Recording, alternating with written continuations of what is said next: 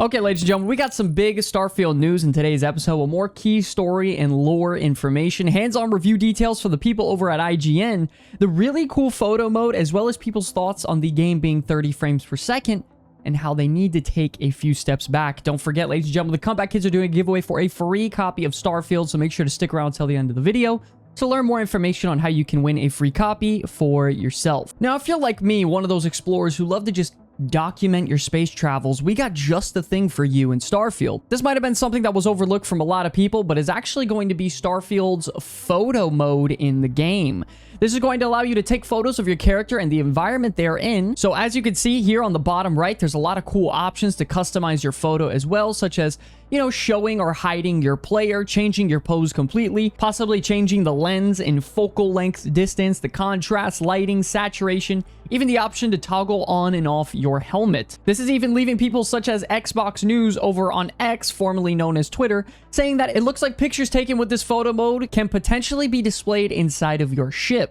Now, I don't know how true this actually is, and it seems a little bit far-fetched, so I wouldn't get your hopes up too much, but I think it would really be an awesome feature that you could take all these photos and pictures and, you know, display them inside of your outpost with, you know, your crew there, or even inside of your ship's cabins. No matter the case, though, I already know there's going to be a ton of fan pages out there simply displaying and showing all of their great travels and feats in Starfield throughout the galaxy with this really, really cool photo mode they've implemented into the game. By the way, not too long ago, IGN had the opportunity to actually play Starfield in a hands-on review, and they actually have a couple key points and statements they made after they played the game. I just wanted to share it with you all today to get your opinion on it as well, and just share the general details of their first-hand experience. Now, first up, they stated that the gameplay was shown on the Xbox Series X, not the PC, and that the scale and scope of the game is insane from what they showed at the Direct. And all that comes from the Direct comes across really well in the gameplay. They also stated that easily people are going to be playing Starfield for years to come, that it's no joke. And they also stated that there are tons of background choices that can be changed, as well as they didn't really have too much time to experience the story stuff because they are running around doing other things. They also stated that when you're on ships, gravity takes effect big time, making combat really fun, and melee combat is very fun as well. This is definitely one of my bigger concerns is melee combat in Starfield, because how effective it is, you know, it gonna be running around with an axe or some sort of dagger or sword or laser-tipped sword or whatever. How effective is it actually going to be? I mean, I always felt that way in Fallout. That is something I'm very interested to see and find out about. They also said it has the feeling of a No Man's Sky with Bethesda Game Studios role-playing story on top of it, pretty much like Fallout and Skyrim combined. They didn't encounter any alien creatures that were humanoid in a way, and that space combat felt really good, and that cities felt like a mix of Oblivion and Mass Effect with tons of NPCs and districts inside of them. Lastly, they stated that handcrafted missions and locations will take a lot of time to complete for players, and that the game just feels very deep and not shallow at all. Now, I just want to give a couple of thoughts on hearing all these things. You know, them saying an hour felt like 5 minutes also seems pretty much like the ultimate praise, if you ask me. I mean, this is going to sound crazy, but Starfield seems like the type of game that you can go hours and hours in playing and just forget you haven't eaten at all. You know, this is that game where you literally forget where you are in the moment in time because you're so lost and focused on what's happening in the game. And in my opinion, that's a damn good thing if you're a gamer.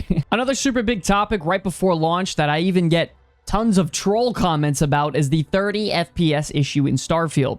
Let's go ahead and see what Todd Howard, the game's lead director, has to say about this. We will start with let the player have as much agency and do as many things as they can as possible.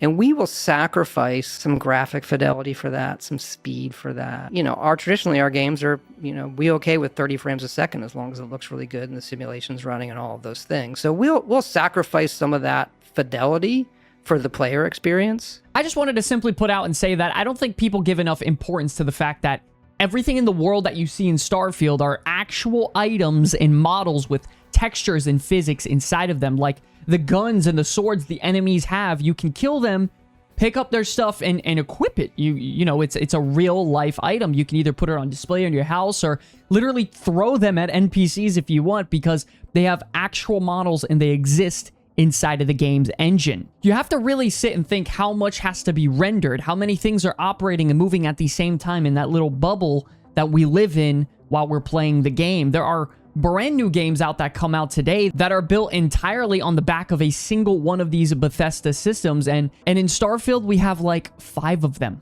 Everything that exists in the world is its own object with physics and collision. And listen, I get the frames per second thing is a big deal in combat games, especially shooters, but I don't think people are giving them enough credit for this sort of thing because very, very little games exist with this gameplay style. Honestly, the engine that they've been using for decades now is truly a marvel in my opinion, and it might mean a little less graphic fidelity or make the game chug a little bit more or slow down on the frame rate, but the level of immersion their engine allows for the player is just truly unmatched for anything I've seen whenever their games release at that time. In other news, it was also rumored that Microsoft will be holding an interactive launch event for Starfield as well. A user over on X, formerly known as Twitter, just got word from a confidential source of this happening, and they said that they were really excited when talking to him about it. Now, there wasn't anything after this to substantiate the rumor, but it definitely sounds like something Microsoft would, try and do based on what they've done recently with Starfield. Obviously, they had the, Xbox Game Showcase and the Starfield Direct, so I guess time will tell at this point whether it be either a digital event over on Twitch or a live local event people can actually attend. Now, unless you've been living underneath a rock lately, Baldur's Gate 3 is probably the biggest thing on the planet right now, and it will be for at least a little while longer moving forward. Now, the game is absolutely shattering every record out there that it sets upon itself and is really paving the way for future games to come. Now, Baldur's Gate 3's success is starting to put Starfield, honestly, between a rock and a hard place, says Max Borman.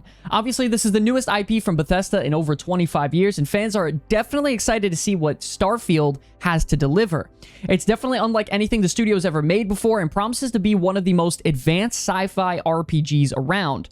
But it's going to be very hard to deliver on since RPG fans are going to have high expectations after Baldur's Gate 3. Now, whether Starfield will be a success or not is really unknown, but the fact is Bethesda is going to need to blow fans away if it wants any chance of not being overshadowed by Larian Studios for this time. We also got some really cool information over on X with this post saying, "This is weird, why do we only see graffiti in neon? Who or what is coming? Aliens, the AI Singularity, the Illuminati?" As you can see here on these pictures, if you zoom in and look very closely, it says they are coming.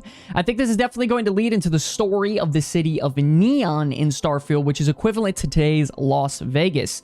Maybe something to do with overthrowing all of that corruption there and bringing the greed and pleasures to a final end, maybe? I don't know. We're going to have to see. Yesterday, we also got a complete timeline of how we got here in the present day of Starfield, and we aren't going to break down every single thing, but instead, we're going to give you a quick TLDR on everything here.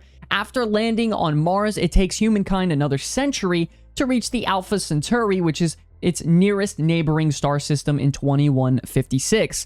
After a few years after that, the United Colonies was established, and in 2188, another alliance of colonies is made called the Free Star Collective, which is your cowboy-ish type of faction. So now we got 2 factions here, and now the United Colonies and the Free Star, the Cowboys, they go to war in 2196, and that war lasts a super long time of 20 years. Now, shortly after the Free Star Rangers is established, which is pretty much your super elite cowboy detectives in space, nothing happens after about 50 years or so until 2275, when a new group of explorers called the Constellation is formed by Sebastian Banks. Then, after that, another war kicks off as the Space Cowboys violate a treaty in 2308, and while the United Colonies and the Cowboys are fighting it out, duking it out, the Constellation explorers discover a mysterious artifact and keep it in hiding. By the way, if you also wonder why any person can have a spaceship with weapons on it, it's because the United Colonies got their butts whooped by the Free Star Cowboys' use of civilian ships and pilots in their last war. That's exactly why you can just fly around blasting other ships, because the military ships and pilots can't get the job done by themselves, so they actually hire other people for help. Now, obviously, ladies and gentlemen, there's a bunch of tidbits in there and minor details that you might find important. So if you want to find out more, go to the Starfield official main page and scroll all the way down to the bottom to check the entire timeline. It was also really interesting to see that the chrono mark, your watch, was actually established on the 2188 date But as you can see on the timeline here, it wasn't the actual formation of the constellation.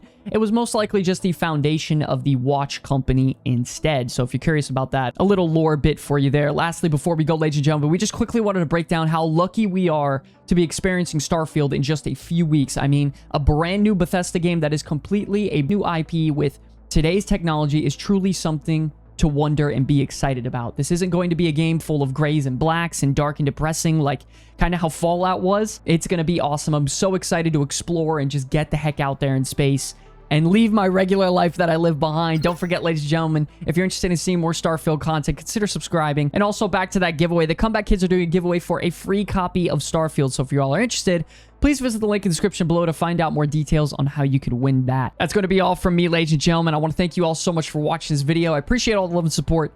Until the very end, my name is Sky from the Comeback Kids. I will see you all in the next one.